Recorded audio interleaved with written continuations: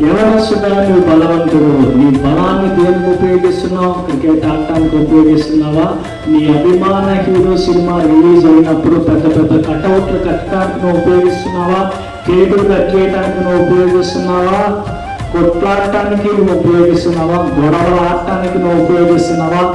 రాజకీయ నాయకుల పార్టీ జెండాలు మోయటానికి నువ్వు ఉపయోగిస్తున్నావా? రాజకీయ నాయకుల యొక్క ఊడిగం చేయటానికి నువ్వు ఉపయోగిస్తున్నావా? అమ్మాయిల ప్రేమ పొందుకోవటానికి నువ్వు ప్రయోగిస్తున్నావా? ఆన్లైన్ గేమ్స్ ఆడటానికి నువ్వు ఉపయోగిస్తున్నావా? నీ యొక్క బలాన్ని దేవుని కొరకు ఉపయోగించాలి.